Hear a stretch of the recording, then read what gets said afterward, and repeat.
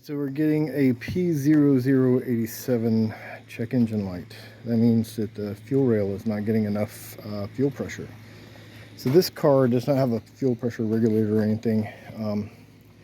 What I think it is this is the fuel pump.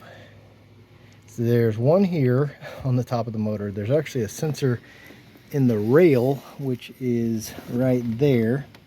So there's a sensor right there buried under everything.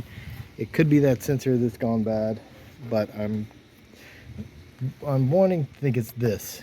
And then if it's not that, there's only one other place it could be. There's another low pressure fuel pump that's actually on top of the tank, and I hope it's not that. We can get the access port is in the trunk, but this is where I'm going to start because this is fairly inexpensive. It was $100. We'll drop that on. Normally people will do the fuel rail first, the sensor on it, but I'm not going to do that. It's easier just to do this. We're just going to basically replace this. It's 2 bolts, so I think they're 11s, 10 millimeters, 2 10-millimeter bolts, and then this guy here. One thing you want to do, because you're messing with fuel, these old cars here, you want to drop off either your positive or negative. Just disconnect the battery. Don't want to be messing around with fuel with the battery. But other than that, that's where we're going to start.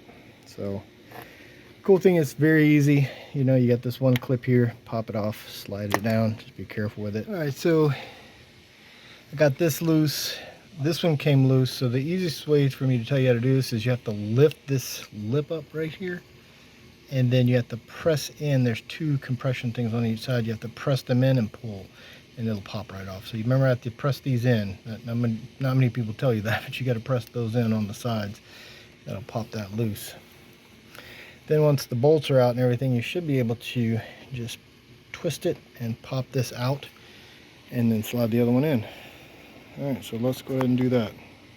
All right, so when you're tightening back up, make sure that these bolts over here are loose. Tighten this one up first, and then tighten these down. So it'll bite, get everything good. So it's in now. You can see the old one. It's got a lot of crap on it, so a lot of residue. So I don't know, but that's that. We're going to fire it up and see what's up. All right, the check engine light is off, so that fixed that. All right, she's driving good. So the reason why I thought it was the high pressure fuel pump, not the low pressure in the back, is that the fuel pressure was dropping in the line. So that's what that this code means. So usually the fuel pressure that's a high end, which is on top of the motor, which is very easy to access. So hopefully this helps somebody. Straightforward replacement, and I bought the part on Amazon. I'll put the part below for this car. It's a 2012 Hyundai Sonata. All right, you guys take it easy. Have a good one. Peace out. We're riding again.